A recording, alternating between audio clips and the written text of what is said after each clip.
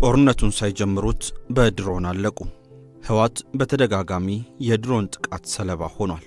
የድሮን ጥቃቱ በህወሓት ላይ እንደበረታበት የተመለከቱ የህወሓት ደጋፊዎች ህወሓት ጦርነቱን ሳይጀምረው ክረምቱም አለቀ፣ ሰራዊቱም በድሮን አለቀ እያሉ የተቃውሞ ድምፅ እያሰሙ ነው። በህወሓት ላይ ተደጋጋሚ ተቃውሞ የሚቀርበው ለምን ጦርነቱን በክረምት አልጀመረውም ከሚል እሳቤ የመነጨ እንደሆነ እየተገለጸ ይገኛል። በሰሜን ኢትዮጵያ ከፍተኛ የሆነ የጦርነት ስጋት ተፈጥሯል። ከባድ የሆነ ምናልባትም የአፍሪካ ቀንድን ካርታ ጭምር የሚቀይር ጦርነት ሊካሄድ ይችላል የሚል ስጋት እየተፈጠረ ይገኛል።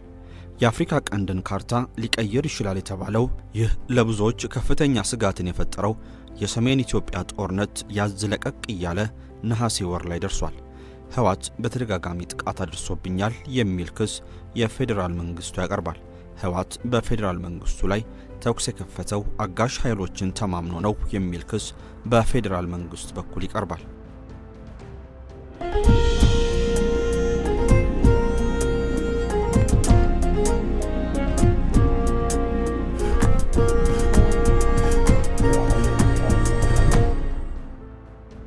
እንደ ፌዴራል መንግስት ገለጻ ከሆነ የህወሓት ዋና አጋር የሚባሉት ከውጭ ሀገራት ኤርትራና ሱዳን፣ አልፎ አልፎ ግብጽ፣ ከሀገር ውስጥ ደግሞ ፋኖ፣ የኦሮሞ ነጻነት ሰራዊትና የቤኒሻንጉል ታጣቂ ቡድኖች ይገኙበታል።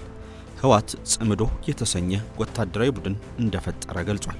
የጽምዶ ሊቀመንበር ደግሞ ዘመነ ካሴ እንደሆነ የህወሓቱ ስታሊን ገብረስላሴ መግለጹ ይታወሳል። ጠቅላይ ሚኒስትር አብይ ደግሞ ህወሓትና አጋሩን እናሸንፈዋለን እያሉ ዝተዋል። ሰሞኑን በህወሓት ላይ የማዳግም ወታደራዊ እርምጃ እየተወሰደ እንደሆነ እየተገለጸም ይገኛል። የሱዳን ድንበሩ ውጊያ በድሮን ጥቃት ብዙ ኪሳራ ህወሓት እንደደረሰበት ለማወቅ ተችሏል። የራያው የድሮን ጥቃትም ህወሓትን ክፉኛ ያስደነገጠው ይመስላል። የህወሓት አክቲቪስቶች በራያ አላማጣ በደረሰው የድሮን ጥቃት በርካቶች መሞታቸውን እየገለጹ ይገኛሉ። በራያ አካባቢ በድሮን 4 ዙር ጥቃት እንደደረሰና በትምህርት ቤት ውስጥና በጫካ አካባቢ የሰፈሩ የህወሓት ወታደሮች በድሮን ጥቃት ማለቃቸው ተዘግቧል።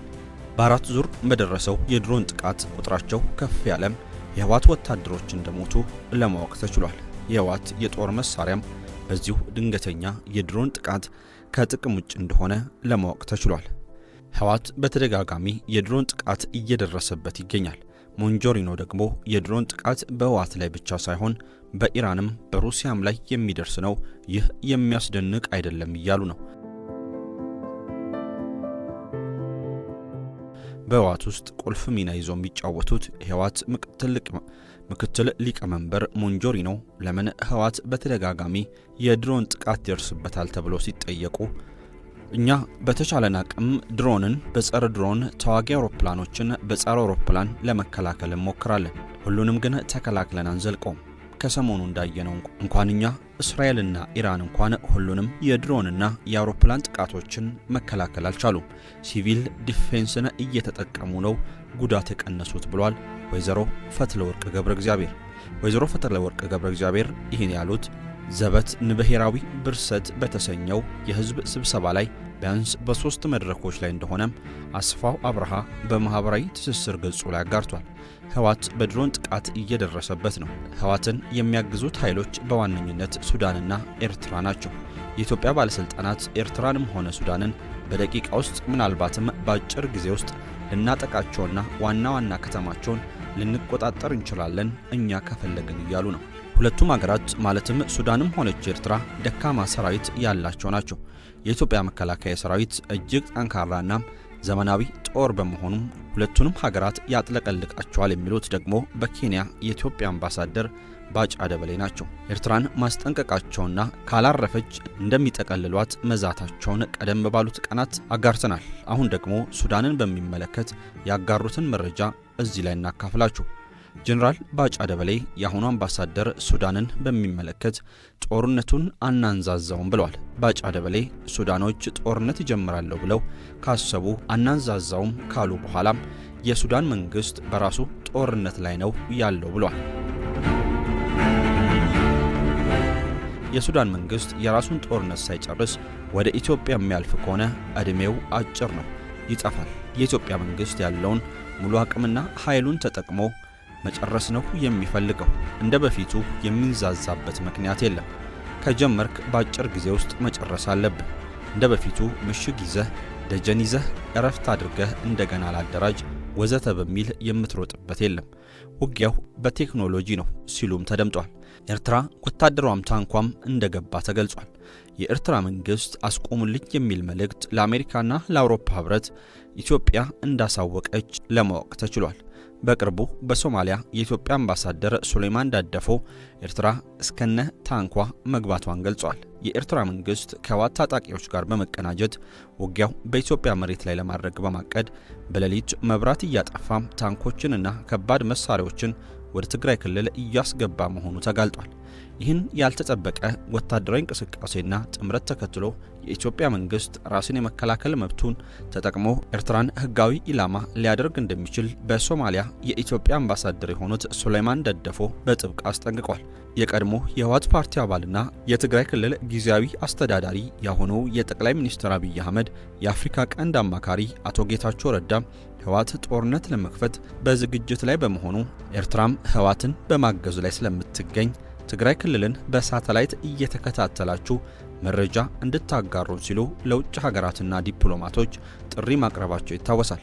ጦርነት ሲመጣ ዝም ማለት የጦርነት ተባባሪ መሆን ነው ሲሉም መልእክታቸውን ለውጭ ኃይሎችና ለሀገር ውስጥ ዜጎች አሳውቀዋል። ወደ ሁለተኛው ቁልፍ መረጃችን አለፍን። እስራኤል የትራምፕን እቅድ ሳትቀበል ቀረች። ወሳኙን መረጃ ይዘነዋል። ከኢትዮጵያ ወደ መካከለኛው ምስራቅ እናልፋለን። ወትሮም እንደ ኢትዮጵያ ጦርነት የማይጠፋባት መካከለኛው ምስራቅ አሁንም የጦርነት ስጋት እንዳለባት እየተመለከትን ነው። ፍልስጤምና እስራኤል እንደ ጥንቱ አሁንም ጥላችንን አናበርድም እያሉ ነው። ጥላችን ከበረደማ ሰላም በእኛ መካከል ከመጣማ ምኑን እስራኤልና ፍልስጤም ተባልን እያሉም ይገኛሉ። ሐማስ ከቀናት በፊት ትጥቄን ፈትቻለሁ፣ ከዚህ በፊት የነበረኝን ዝናና ስም ከአሁን በኋላ አትሰሙትም፣ ሐማስ ጥይት ሲወለውል፣ ምሽግ ሲቆፍር፣ ቦምብ ሲያፈነዳ፣ ሮኬት ሲተኩስ፣ የውስጥ የወታደሮች መሿለኪያ ሲቆፍር ይታወቃል። ለፍልስጤም ነጻነት በመታገል በዓለም ላይ ከፍተኛ ዕውቅና አለው።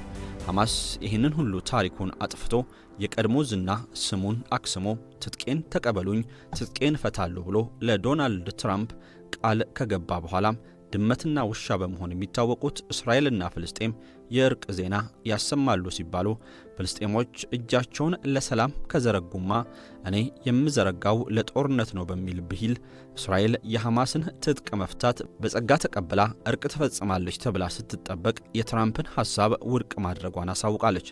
እስራኤል በጋዛ ላይ ከፍተኛ ውድመትና እልቂት በመፈጸም በዓለም ሕዝብ ዘንድ ከፍተኛ የሆነ ተቃውሞ ሲቀርብባት ነበር። እስራኤል በጋዛ ላይ ከፍተኛ ጥቃት አድርሳለች የተባለችው ደግሞ ሐማስ በእስራኤል ላይ ጥቅምት 7 ድንገተኛ ጥቃት ማድረሱን ተከትሎ ነው። በጋዛ ላይ ከፍተኛ ውድመት መድረሱን ተከትሎ በጋዛ መልሶ ግንባታ በትራምፕ ዕቅድ መሰረት ሊጀመር ታስቦም ነበር። የጋዛ መልሶ ግንባታን የሚቆጣጠሩት ደግሞ የአሜሪካው ፕሬዝዳንት ዶናልድ ትራምፕ መሆናቸው ይታወሳል። ትራምፕ የጋዛ የዕድሜ ልክ መሪ ሆነው መሾማቸውም የሚታወስ ነው። የእስራኤሉ ጠቅላይ ሚኒስትር ቤንያሚን ኔታንያሁ የአሜሪካው ፕሬዝዳንት ዶናልድ ትራምፕ ያቀረቡትን ባለ 15 ነጥብ የጋዛ የሰላም ዕቅድ ውድቅ ማድረጋቸውን ቢቢሲ በዘገባው አሳውቋል። ኔታንያሁ የሰላም ዕቅዱን ውድቅ ለማድረግ የሰጡት ምክንያት በቅድሚያ ሐማስ ትጥቅ መፍታት አለበት የሚል ነው። የትራምፕ የሰላም ቦርድ ባለፈው ወር ሐማስና ሌሎች በጋዛ የሚገኙ ታጣቂ ቡድኖች ሙሉ በሙሉ ትጥቅ እንዲፈቱ ከስምምነት ላይ መደረሱን ተናግሮ ነበር። ነገር ግን ሐማስ ከባድ መሳሪያዎቹን የሚያስረክበው እስራኤል ማንኛውም ጥቃትን ስታቆምና ወታደሮቿን ከጋዛ ስታስወጣ መሆኑን ተናግሯል። እስራኤል በጥቅምት ወር የመጀመሪያው የተኩስ አቁም ከተደረሰ በኋላ በጋዛ ጥቃት መፈጸሟን ቀጥላለች። ኔታንያሁ እሁድ ዕለት ለተሰበሰበው ካቢኔያቸው እስራኤል ባለ 15 ነጥቡን ሰነድ ውድቅ አድርጋለች ሲሉ ተናግሯል። የእስራኤል ጦር ሐማስ በትክክል ትጥቅ እስኪፈታ ድረስ ከጋዛ አይወጣም፣ እንዲሁም በዜጎቻችንና በወታደሮቻችን ላይ የሚቃጣን ማንኛውንም አይነት ስጋት ይቀለብሳል ሲሉ ተናግሯል። እሁድ ዕለት የሐማስ ባለስልጣን ለቢቢሲ በሰጡት ምላሽ ቡድኑ ለስምምነት ያለውን ቁርጠኝነት እንደገና ያረጋግጣል። እንዲሁም የ15 ነጥብ እቅዱን ተግባራዊ ለማድረግ በቁም ነገርና በኃላፊነት ስሜት ለመሳተፍ ዝግጁ ነው ብሏል። በተጨማሪም አደራዳሪዎች ስምምነቱን ሁሉም አካላት ተግባራዊ ማድረጋቸውን እንዲያረጋግጡ ጥሪን አቅርበዋል። እስራኤል እቅዱን ውድቅ ማድረጓ መስከረም ወር ላይ ትራምፕ ያቀረቡት የጋዛ እቅድ ችግር እንደገጠመው ማሳያ ተደርጎ ተቆጥሯል። እቅዱ የሰላም ቦርድ መመስረትን፣ የሐማስ ትጥቅ መፍታትን፣ የእስራኤል ወታደሮች ከጋዛ መውጣትንና የጋዛን መልሶ ግንባታ የያዘ እቅድ ነው። የኔታንያሁ አቋም ብዙዎችን ያስገረም አልነበረም። ግን ይህንን አቋማቸውን ለማሳወቅ ትንሽ ጊዜ ወስደዋል። እሁድ ዕለት ኔታንያሁ እርሳቸው በስልጣን ላይ ያሉ ይህ እንደማይሆን ለማሳየት ቆርጠው የተነሱ አስመስሏቸዋል። ሐማስ መጀመሪያ ትጥቅ መፍታት እንዳለበት የተናገሩት ጠቅላይ ሚኒስትሩ የይስሙላ ትጥቅ መፍታት ሊሆን እንደማይችል ተናግሯል።